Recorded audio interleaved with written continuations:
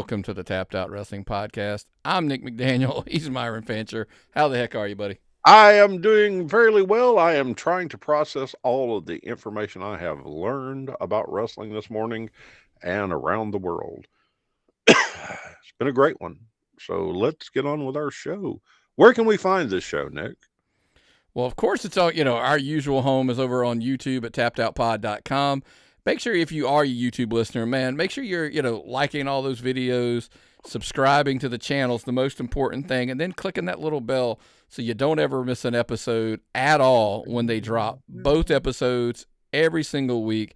But as we kind of talked about a little bit on yesterday's episode of the Tapped In Indie Show, patreon.com/tappedoutpod not only has the two shows, the two main shows, the flagship shows, if you call them that, every single week.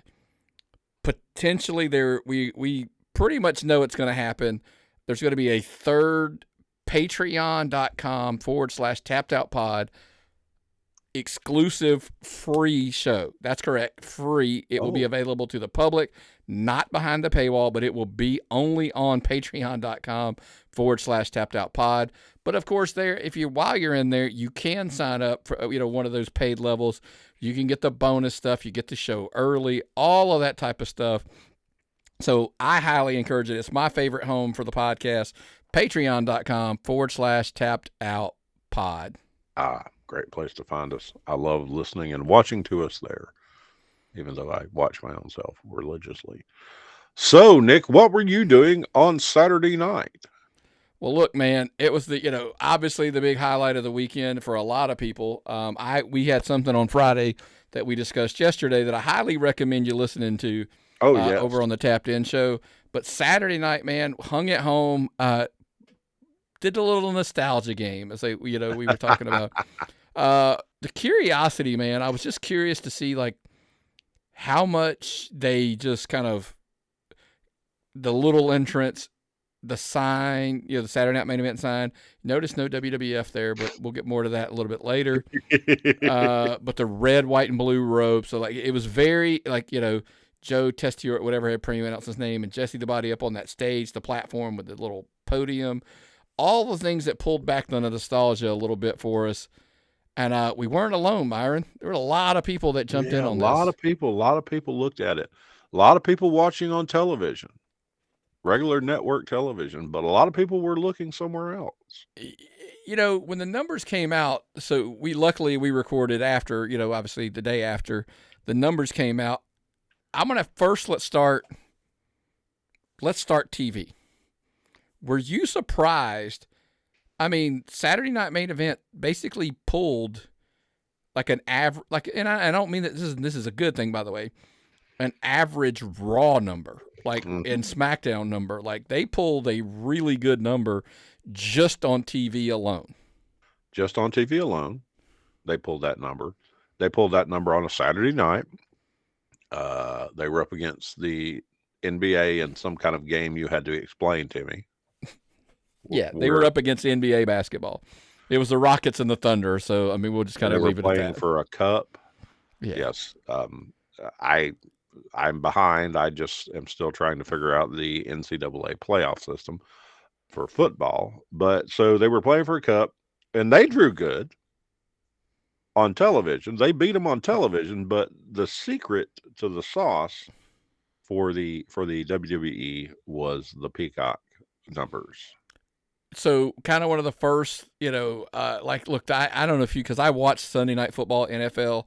It is on NBC and it's on Peacock, so I've kind of experienced it already. It's available on both. But so here's the great debate. Let's start with this: 700,000 viewers, as I throw up my air quotes, on Peacock. So that puts the number around 2.3 million people watched Saturday Night Main Event cross-platform on Peacock. And now, I would ask you, is it skewed? We heard stories of people that are like... You have to do your equation. It's the amount of people that looked at it versus the number of people in the home at the time times the amount of minutes divided by your bandwidth times who was called. It's Dave Meltzer and his equations. All that matters is Was Peacock happy? Were they happy with it? I will tell you one reason I think everybody's probably happy in this deal. It was pointed out that in certain markets, if not all, it appeared as though NBC had sold ads and Peacock had sold ads. So it was like, wait, so you sold ads to the same show on two platforms to two different sets of people like purchasing those. Now, That's pretty impressive. When I watched it Sunday because I was at a Christmas party Saturday night. I watched it Sunday on replay, upstairs on the actual television with the Roku, and I had no advertisements on Peacock. No, I rephrase that. I watched it down here in the library on my computer on Peacock, and by the time I got to the last few matches, it started echoing. But I had no ads. It was cut down to an hour and 30 minutes because they took all the ads out. There were no commercial breaks. That's the replay. I don't know what. You have the ad-free version. I have the ad-free Peacock, yes. That's key because I showed you this morning. I have the ad version of Peacock. Yeah. I did the Black Friday deal, so I have the ad version, and it still has the ads in it, obviously. Yeah. Now, I don't know if it was a streaming issue on my part, but the audio stream got a little off, and so it sounded like there was an echo, like there was a feed to my headphones and a feed to my speakers at the same time. That was a little off. So I switched over to YouTube to watch the main event, which was crystal clear. I mean, the video, WE had put the main event 100% on their YouTube channel, crystal clear. I mean, man, they shot that so well. Looked great. The worst part about the whole show was the minute Jesse Ventura started talking to me. That was my personal thing. When he came out in the boas and all that, and the snake skin on his jacket, I was like, man, this is great. And then he opened his mouth, and he was a bit disconnected, and he was still doing his bit from back when he was a heel commentator, and that wasn't as great. But the nostalgia of seeing him there, the nostalgia of the whole show, I had a blast with that. Maybe we could tweak him a little bit. Maybe he's not back on the show the next time. Maybe you don't need him and Pat McAfee at the table at the same time. Listen, I'm sure they're going to be some moves made on futures, which we'll discuss in a minute. Oh, I got you. But I will tell you this: I know a lot of people saw this number, this 2.3 million across platforms, and even the 1.59 million. How about this? Let's just, even if you push aside, because there's a lot of debate and disagreement about how you calculate streamers and what counts a viewer. Push that aside. Let's just go with the 1.59 million, that watched on NBC. Somebody reached out and be like, "Oh man, they kicked Collision's butt, blah blah blah blah blah," and I was like, "Did they though?" Because it was literally like it wasn't that big of a drop for 1.59 million people to have watched Saturday Night Main Event, and they lost basically 30,000 roughly over last week. It could have been way worse, and I think it's a pretty good. Anything less than 10% in my book is a statistical variation. That's not a big deal. That doesn't even mean you got the same people watching the show. If we look at it like nobody was at a Christmas party, nobody was doing anything else besides watching wrestling Saturday night of the entire AEW audience. If 30,000 people didn't watch AEW and then watched Saturday night's main event, if they only lost that many people, is that a big deal? Is that big a deal? They only lost 30,000 people to a show that's going to come on once in a blue moon for their B show.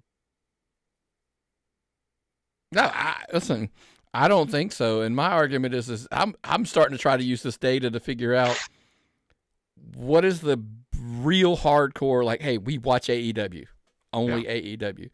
Is it in that 200 range or something like that number we're seeing? Because is it like that 250, we'll call it roughly? And then there's like the other 250, 300, whatever that watch on Wednesday. Those are some people that watch both. You know what I mean? Like, because that's like, I'm trying to do that math, figuring it out. And then everybody's like, well, if there's 300 that watch both or whatever. Where's those other, or where does the 500 come that watch? I'm like, dude, because there's a million plus what we like to call casuals. Like, who knows how big that number is, right? People that ran. Again, it was just the nostalgia. I think there were people that wanted to see. By the way, odd question. I'm going to ask you to pause turn off your political brain for a second. Okay. I was disappointed that there was no Hulk Hogan. Like, why? Like, I here's my thing. If you let that get in the way and not have him at Saturday Night, he was Saturday Night's main event. Yeah. He main evented, what, 27 of the 30 shows previously? It's kind of what I'm saying. Like, there's absolutely, it's one of those things. Are wrestling fans that political? Because sorry, James Caleb Kitchens, I love you to death, but you might be the most political of the wrestling fans I know. On the whole, most wrestling fans don't get that political, or they don't know that much about individual wrestlers' political leanings. I mean, if I were to ask our friend Billy where Hogan was on the political spectrum, he probably couldn't tell Like me. I said, I literally wanted to I don't want to even discuss that part of it. Like, I literally, just explain to me, like, from a wrestling perspective, how there's a Saturday Night main event without him. I think he probably would have been a positive thing. I don't know if he has a working relationship with them, though. He has a contract with them. Oh, he's got a Legends contract. Oh, well. He's got a merchandise deal. Legend. I mean, like, yeah, they're still selling him.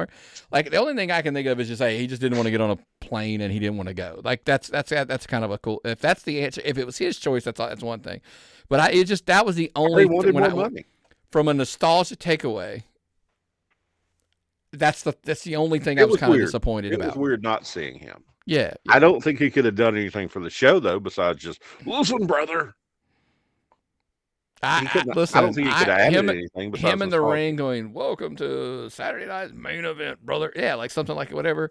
Like, yeah, I don't know. Even if it was a backstage, if it was a promo in the ring or something, I get it. I'm not asking him to get in the ring and do it. I mean, obviously.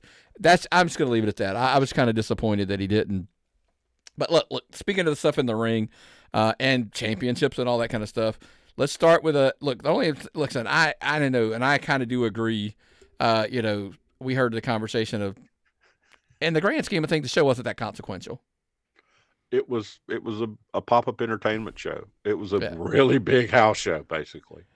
And a lot of people are saying that, but look, Cody Rhodes, Kevin Owens, we'll address the post-match stuff in a second because I thought that was unique. I would have liked to have seen that. I would have liked to have seen that sometime besides. Let me ask you a question, though. Where'd you find it? Probably on their YouTube or their social media. Or their social media, along with the other 40 million people that watched it. So, obviously, the match as a general, look, the babyface, we got the babyface, right? Everybody went home happy via TV. So maybe that's what they were shooting for. The crowd was happy when they turned it off or whatever. Because here's the thing. The people that turned into nostalgia, they went away happy. The nerds like us that are digging through the social media and keeping up with wrestling, we saw like he got attacked after, he got spiked pile driver, blah, blah, blah, all that kind of stuff or whatever. Pile driver. That was a beautiful. Yeah. Oh, man. And I'm going to come back to, go ahead. I didn't even have to call Reggie Hart because you straightened out the Reggie Park situation this morning. Yes. So when they brought, look, a lot of people were happy about the Winged Eagle. Hey, he's going to bring it back. But then there was like, oh my God, it wasn't even the original. There's no WWF logo on it, blah, blah, blah, blah. And Conrad Thompson, look, full credit, like brought it up. He's like, dude, they can't break the law. They lost a lawsuit. They cannot have a WWF logo on the live show. Like, it was never going to happen. So what? You're disappointed that at least they gave you the best replica they could give you. Yes. To it. And then, by the way, for 72 hours exclusively, you could buy a Cody Rhodes autograph, the replica Winged Eagle belt from WWEshop.com, right? Remember, get the F out. Remember that bit? Yeah.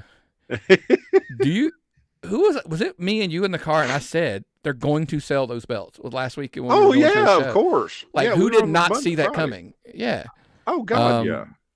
But anyway, yeah, wild. Monetize. It's funny they talk about something like that where it's like Eric Bischoff always mentions pro wrestling is the greatest infomercial on the planet.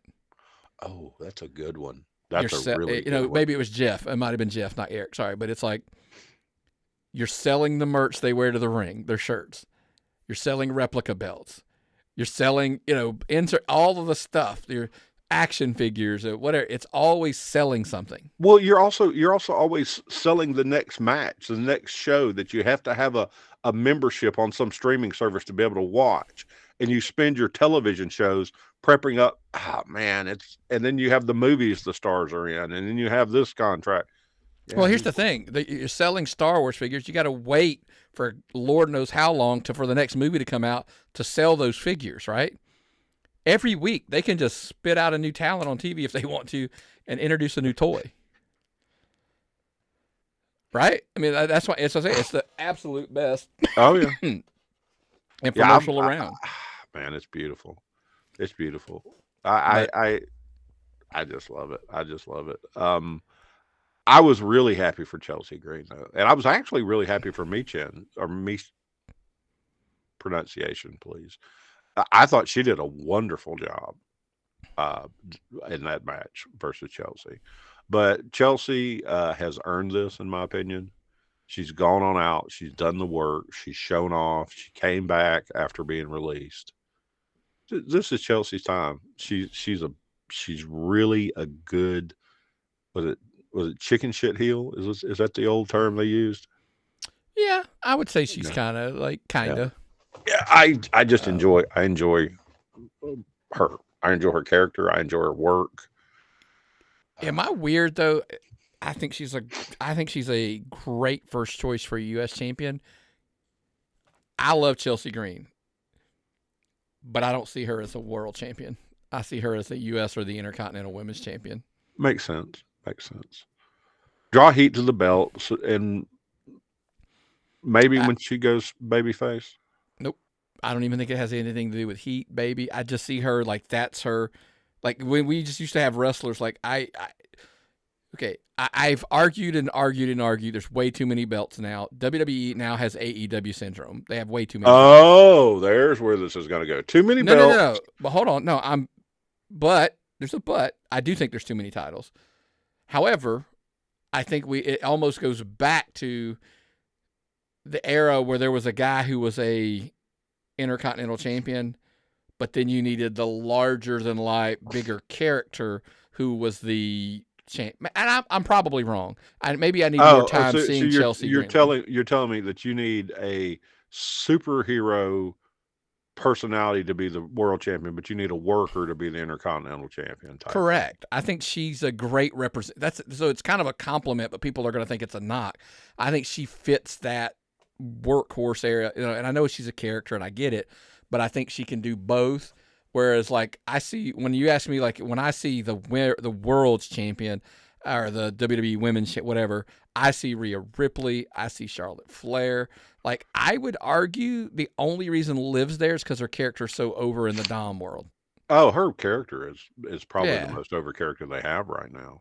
So now they do what everybody says, and they go to 3 hours for the other two shows. They've got a total of 9 hours of television every week. They may need these belts to drive that kind of stuff to keep storyline. You don't think they need 2 more additional belts? Nope.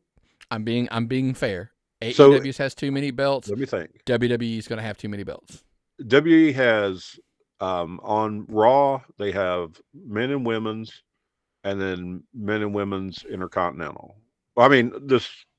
Yeah, I don't remember which. So they got 4 belts plus tag team belts, and then the women's tag team is shared. Smackdown, men and women's U.S. tag teams, and then the women's tag team is shared still. NXT has men and women's underbelts, tag teams, and they also have the Heritage Cup. There's too many titles. Yeah. Well, there's a structure to them. They're not all random. They're structured. No, they're structured. Hey, they all have a title. Like, they all have a name on them. And Well, I I can know make what that they same are. I don't. I mean, I don't. They're not like the. Okay, maybe if I paid more attention to AEW structure, I'd understand it more. It just makes sense to me in WWE, and I'm being the W mark. Maybe I'm more. Oh, they can do it, but. By the way, I'm still going to stand by that rumor that we've heard there is going to be another title introduced, and we'll come back to that later. Maybe we'll discuss that later. Where'd you get that one from? You know, there's going to be another show. You just watch it with that reality TV show coming up. There'll be another show, and it's probably going to be called TNA. Nah, they're going to be separate. I think. By the way, there's a huge announcement coming for TNA. We may be coming down next week with that scoop. Yeah, it's going to be on the network, or when we go to talk about our next topic. I think they're going to get a TV deal, maybe, but that's a whole other conversation. Yeah, they're going to get a better TV deal. So anyway, let's wrap this up. Like, I know other stuff happened on there. It is what it is. Gunther picked up a win. Real booed. Women's match, it is what it was. I mean, here's the thing. I didn't believe Liv was going to lose. I never thought she was in any danger of losing the title. And that's not a knock. It happens. It's fine. EO kicked ass, though. EO's always wonderful to watch. But Saturday Night Main Event returns the Saturday before the Rumble, January 25th. Look, we've heard a lot of stuff. Like, look, tip your cap to TKO and their strategic moves about how they place these dates. This one rested between all the conference championships games in football and any of the actual significant playoff, because those games are this weekend. The playoffs start this Friday, college football playoff, as when we record, depending on when you're listening. But the next one is literally the Saturday before the conference championships of the NFL, the AFC and NFL. They're on Sunday. So then that way the Rumble is the weekend wedged where it's between the conference championships and the Super Bowl. There's a 2-week window now, so they dropped it right in the middle there. It doesn't get any more strategic than that. Like, they went out of their way. And here's the bold prediction. I heard this. I'm stealing this because I think it would be the coolest thing on the planet. We joked about the Rumble. You're going to have two women, or you're going to have two Rumbles, the women's and the men's. That's already going to chew up a huge chunk. If they stick to not having 8 matches and it takes 6 hours for the Rumble. By the way, as a fan, I'm going to ask you, Myron, and then anybody, all the listeners out there, tappedoutpod@gmail.com, would you be disappointed or let down? Because I think these days are over, but that's my opinion. Would you be disappointed if the entire Royal Rumble PLE was 4 hours? Like 3.5, 4 hours. Mm-hmm. I remember, didn't they do one that was 2 days and they had a one Rumble on each card? No, we dream of that one. Okay, that's my wet dream pay-per-view. Okay, yes. Okay, I get it. Okay, yes. 4 hours with both Rumbles, 3.5 hours, totally fine with that. Do both Rumbles and stick a match in the middle. Well, I mean, it's going to be longer than that because the Rumbles, you're probably talking an hour for each, so you're at 2 hours. You could put 3 other matches on that card. That might be pushing it, but you can shave them back and forth. I mean, look, if they're 20, matches in WWE matches aren't 20 minutes apiece. You're getting 20 minutes with entrances and everything, So there's another hour, so you're at 3 hours. With any ads, whatever. Now you're at 3:15, 3:20, 3. Yeah. So that's what I'm saying. The 5-match card is kind of what they built their thing on as of late. It seems like. Yeah, 5 to 6 matches. So here we go again. 2-3 hours. Crazy scenario. You did Survivor Series without Cody Rhodes defending on it because he did the Saturday Night Main Event instead. Could we do this again? All of this done, this package pile driver, the injury, whatever. Do we hold that off? The blow off for this is at the next Saturday Night Main Event, Cody versus Kevin, because hey, you're trying to appease all of your partners at that point. Well, you pulled your Monday night show off this USA. You gave them Smackdown on USA. NBC lost Smackdown, right? No, they got Smackdown. They lost Raw. Lost Raw. So NBC Universal, but yes, they lost. Yeah. So you give them a little bit. You give them something that's popular. You give them something that's on TV when nothing else is on TV. If they're investing that kind of time, energy, and money in Yeah. you, you got to give them something that's big. And I'm already under the impression. Look, I'm not. Well, we're not going down Rumble predictions this early. We're so far out. I don't even about who's going to win what and all that kind of stuff. I don't want to do that yet. But Cody, this is the part I stole. Full disclosure, I'm not taking credit for it. Cody versus Kevin Owens in the big blue cage. How cool would that be for nostalgia? Yeah, I got to give you if that's what the show's going to be built around, that's money. I mean, I think people are going to watch that. Yeah. And then Cody, but then do you do like you can escape from the cage or no? No, the escape. I hate those.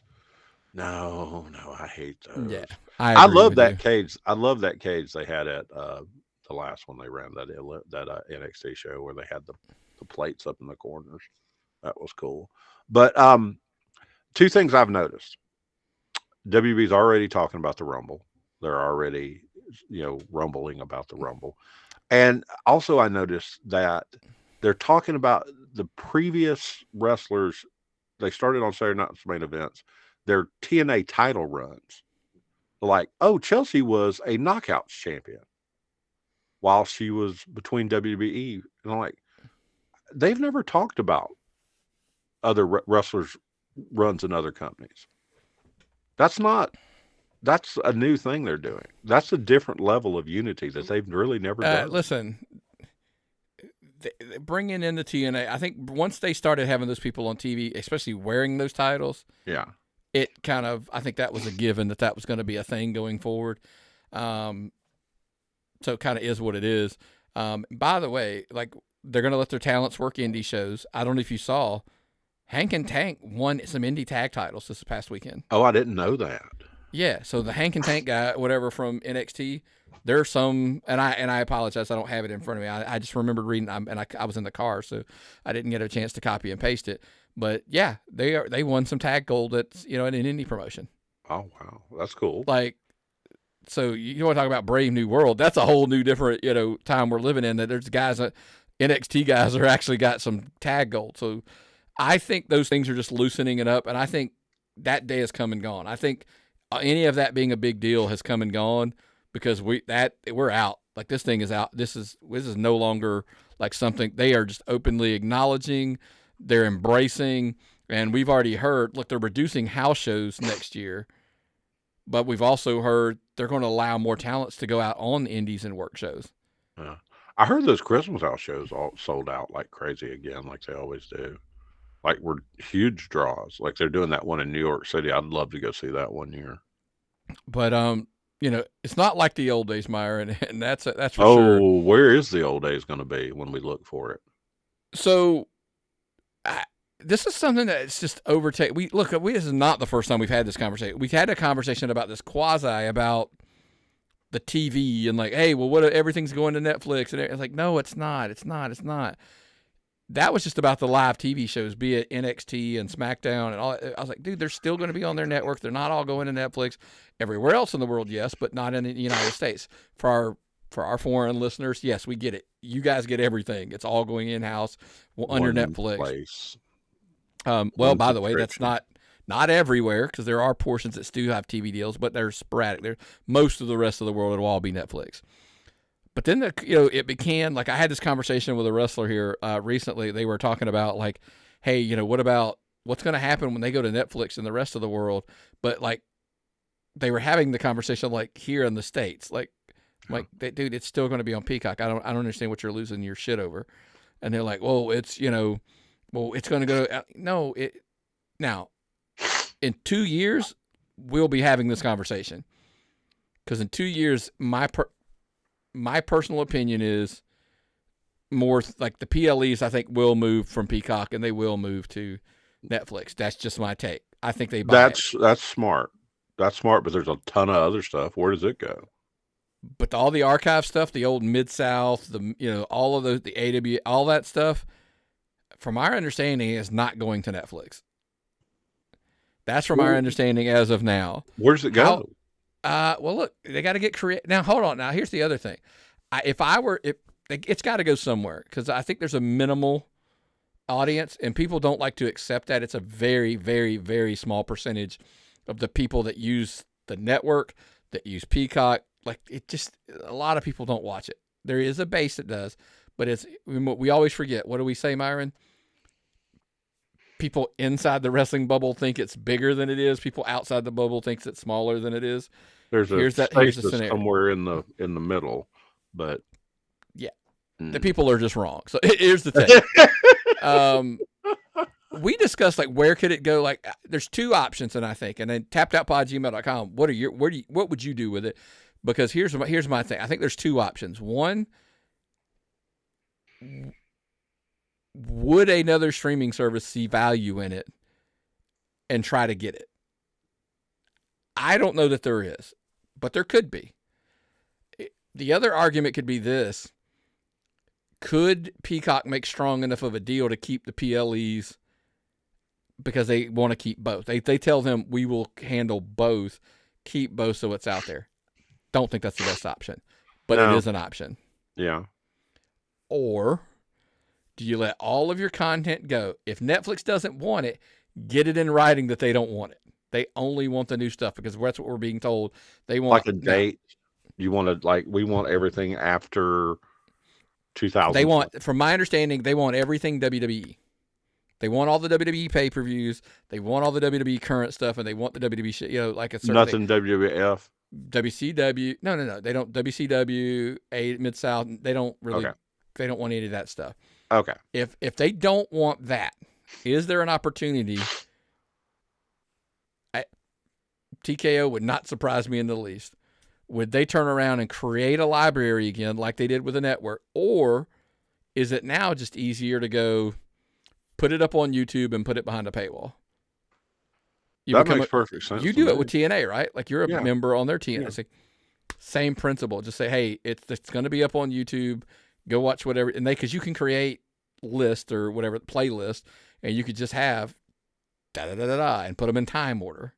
Yeah. Yeah, put them in date order. The news at the beginning, and it just works its way back. So easy. YouTube is so easy to watch stuff on. And they could acquire the TNA library. That's what I keep trying to figure out. Is even if they don't acquire TNA, there's value in that TNA library that they could put into something like that. If libraries are still, are libraries valuable like they used to be? Are guys like us going to keep watching libraries? Dude, you want me to be full disclosure, dude? I just don't do it that often anymore. Yeah, me neither. I mean, I'd love to lie and tell you that I watch it all the time. I don't.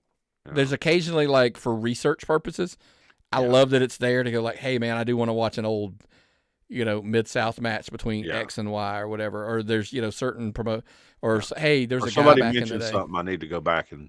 Correct. But on average, there's generally not a Tuesday that I sit down in front of the TV and pull up a random AWA match or something.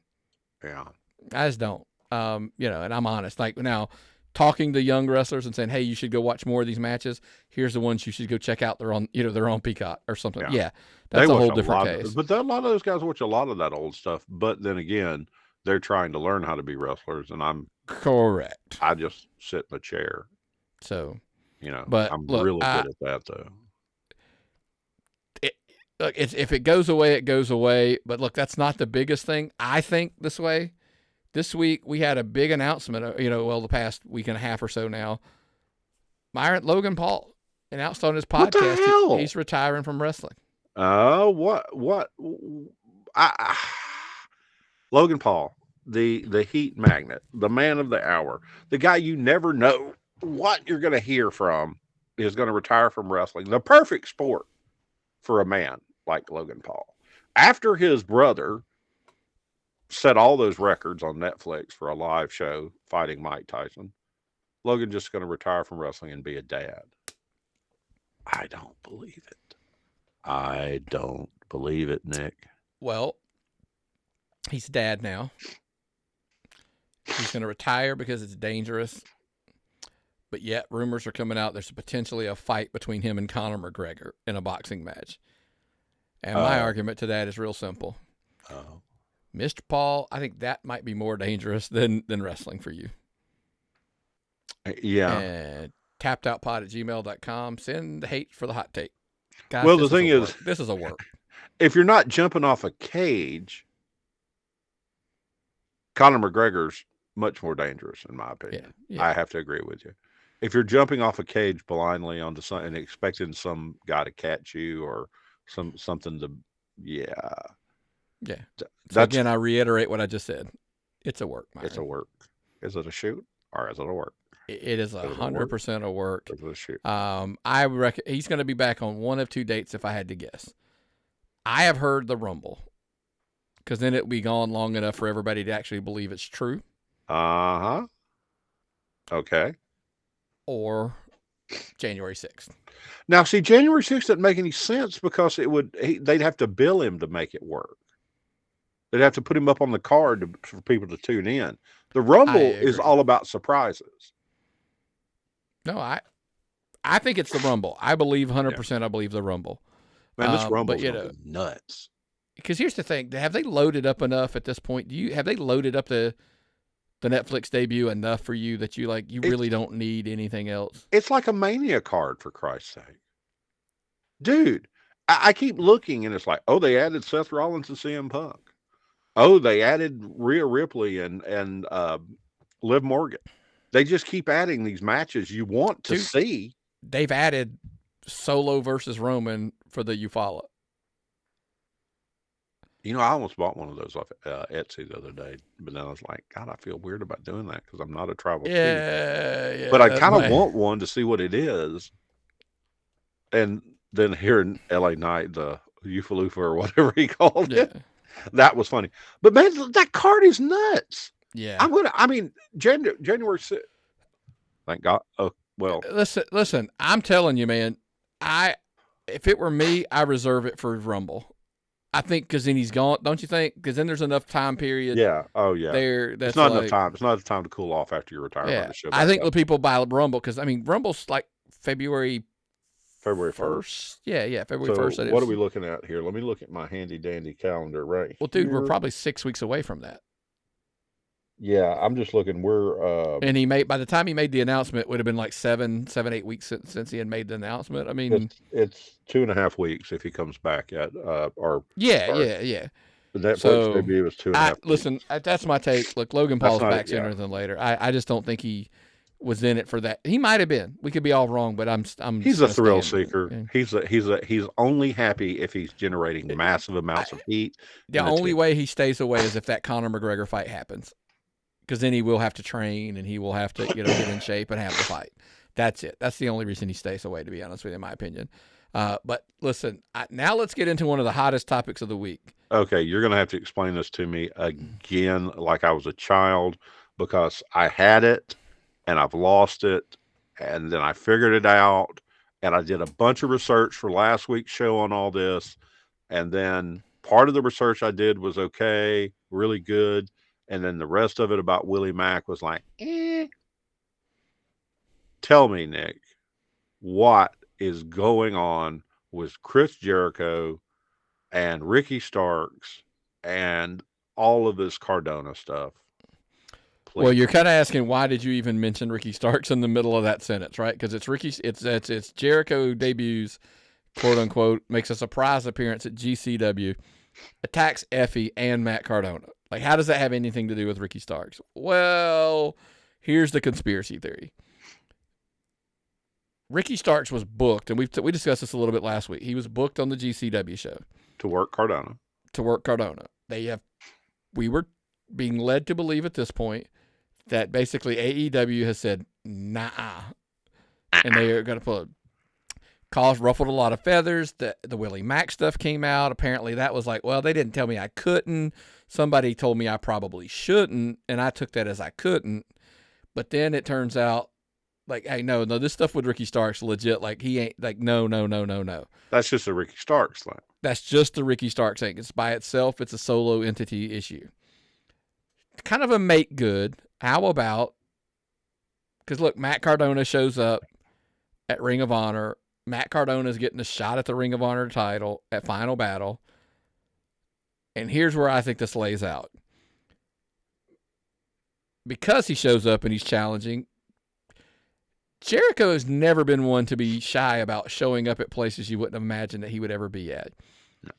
Jericho has popped up at, everybody's like, oh, he popped up in New Japan, blah, blah, blah. Well, he also popped up in, he popped up at a Southern Honor show. Yep. Mm-hmm. So, and we were there live and saw it, in Canton, Georgia. So for him to show up and attack them, it was stunningly surprising that it happened because of everything that's going on, which leads me to believe this is a make good. Like, hey, we're trying to make up for having to pull Ricky Starks. So here's what we think. And this is my prediction, by the way. And then I'm going to let you roll with it. Matt Cardona will defeat Chris Jericho at Final Battle for the Ring of Honor title. And a rematch will happen at GCW show in the Hammerstein. And Chris Jericho will get the Ring of Honor title back from him. Chris Jericho's going to drop it back on the following show there. Well, Matt Cardona will drop it back to Chris Jericho. Oh, that's one. Oh, okay. So last night when I was going through my stuff to prepare for the show today, I saw a picture of Matt Cardona's new T-shirt that was available in the Ring of Honor store. So I'm like, Matt Cardona doesn't work for Ring of Honor. Matt Cardona works as an independent talent, and he primarily works at GCW a lot. And I'm like, is this a work? So I'm looking at more and more. It's just Ricky Starks, you say. It's just Ricky Starks. And maybe Brett Lauderdale really is pissed off at Tony Khan. They might have a legitimate beef. I'll tell you this: he ain't pissed off if he gave him Chris Jericho for a show. That's a good peacemaker right there. That's no offense to Ricky Starks, but if you tell me, hey, to make up for you not being able to use Ricky Starks, we're going to give you Chris Jericho, I'm good. Well, this is a communications breakdown more than anything else, don't you think? Don't you think if Tony would have called Lauderdale and said, "Hey, man, listen, there's a whole Patreon behind what I think happened because there's venues involved, there's wrestlers involved, there's a whole lot of more complications. By the way, if you want to talk about the ultimate, is it really a make good at the end of the day if they freaking snatch Matt Cardona away and sign him because they've apparently made him an offer? Supposedly, we'll see. By the way, or is this leverage as Matt Cardona go, make me an offer so WWE throws me an offer? Like, yeah, they just put a belt on my wife. How cool would that be to be like, hey, you want to get even? I don't want to come work for you either. You don't want me. I get it. I want to go work with my wife, and I want to work with WWE.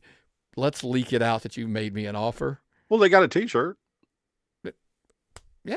Didn't they go to Disney? Didn't he take Chelsea to Disney World or something like that? They went and did something cool, romantic.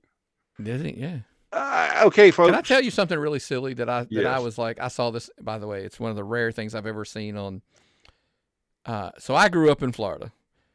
So there's a big thing about, I know that it's Disney World in Florida and it's Disneyland in California. Did you know there's actually an easy way to remember? No, I just always remembered. Look in the second part of their names. Land is in L.A. World is in Orlando, O-R-L. Oh. Okay. I just always say Disney World and assume they're all going to Florida. I forget about the one in California. California, yeah. That's weird. But yeah, sorry, go ahead. But yeah, I think they get made. I mean, look, get him a deal. He's in WWE. Boom, boom, bippity boppity boom, and we're done. I don't think you can pull that. I don't know if you can. That sounds like an old territory type thing that you're going to try to pull on Paul. But oh no, here's what's going to happen. Thanks for playing, Tony Khan. You have now signed Matt Cardona. Like, that's probably what will end up happening. And he'll probably get a really good deal out of it. He should. He's, it caters to their audience to the nth degree because, that'll roll us right into the next topic when we're talking about things that don't fit in the mold, that are doing something a little out of the ordinary. Look, Big Boom AJ of the Costco guys had the match at Full Gear, the pre-show against, friend of the show, QT Marshall. Recently at Boca Raton Championship Wrestling, came face-to-face with MJF. MJF and QT were supposed to have a match. Big Boom AJ jumps into the ring, punches out QT, ends up face to face with MJF. Look, I get trying to grow your casual audience. I'm all for it. Nobody was more of a proponent of the QT Big Boom AJ thing than me. I thought it was a great idea. Oh, my By the daughter way, knows all about this guy and that little diddler fellow. She knows. She watches our YouTube. the Rizzler, but yeah. Rizzler, Yeah. not diddler. Okay, sorry. But she watches our YouTube and tells me all about it. And I'm like, you realize I know QT Marshall. You know, I mean, I know that guy. She said, oh yeah. But she's more impressed with this Rizzler kid and Yeah. the AJ. And okay, are they this? I know where you're going with this. Are they pushing this AJ guy at the expense of their best heel? I don't know that he is anymore. That was the $1 million question I wanted to ask, because somebody asked me that. Somebody said, hey, what a waste if MJF does this or whatever. And I'm like, why? He is literally like, I love it. Look, met him once in passing and chastised me at a kitchen table, which is a whole other conversation. In gimmick. Story. That's the best part about the whole story. Character. He gimmicked you till he found out you were okay. You know, he did. Yeah. So basically, I think so highly of him. So the problem is, this is where I struggle with it, is no insult to Big Boom AJ. I'm not saying that in the least. I expect MJF to be in such a place on the card. And I know they've come full circle and they finally are getting to have the Adam Cole MJF match. tappedoutpod@gmail.com. Send your hate mail when I make the statement of the match is probably a year too late. It just lost all momentum and all steam. They tried to get back there. I think they just felt like, hey, we got to wrap this up. Let's just keep running it through and get to the end, and we'll move on after that. But I don't think anybody has lost more steam in 12. Well, I shouldn't say nobody. Let's rephrase the question. How much steam has he lost in 12 months? And I know he's off making a movie, which is massive for his career outside of wrestling, and it's great for his paychecks and all that. I get it. But it hasn't done wonders for his, like where he stands on the pecking order, because how many talents have come in since he's kind of he was hurt, Cole was hurt. It's like it was just snake bit all over the place. Are they sacrificing him to promote Big Boom Marquette here? I know you got mad at me when I said that prior to the show. I wasn't mad at you. I think. Listen. Big Boom AJ has a place in AEW. I could make the case he has a place in WWE for that matter. But he's not the next David Arquette. No, he's a totally different thing. It's a totally different scenario. He's very much somebody who was a hot in the pop culture at the time, and you strike while the iron's hot. By the way, David Arquette came full circle and was relevant. I mean, he was an actor. He was making movies and he was doing other things. And it wasn't, but I mean, like, we're talking like, hey, I'm surprised the AJ thing's still a thing. Like that, when I talk about your 15 minutes of fame, and I'm not knocking him. It's just, I just didn't think it would be a thing this long. And I knocked AEW I felt like they underutilized in the QT story. I felt like they could have used more of the mass media to push their brand. Push the hell out of it. I got to respect that man for how he put that stuff over and did that. Total professional man who loves his job for that kind of showed up how much. Awesome. I just would love to know if people think how much steam has MJF lost over the last year. Not all of his fault. Some of it, look, being in the movie, I can't blame him. I'd have done it too, but out of sight, out of mind. Injuries to both. It just happens. Does Tony let his people off to do too many special projects or things like that? Does he just let them not work enough? Does he have too many people on the roster that they can just go take breaks and vacations and do things like that? Yeah, there was a conversation on one of 83 Weeks episodes where they debated, like, we won't interfere in the fact that you're making this movie. But Bischoff brought up times where it was like, we understand, like Hogan doing TV, like we understand you're filming this or you're doing this, but we need you here and we're the priority because we are, allowing you those opportunities to go do those opportunities. We're your your damn job. I mean, how many times was in the early stages, not towards the end of it, but how many times in the beginning was John Cena jumping on planes, flying? He was filming, jumping on a plane, going to Raw or SmackDown, flying back, filming more. Yeah. Like, look, unfortunately, if you were the guy, you're the guy. Yeah. And you allowed yourself to probably not be the guy right now.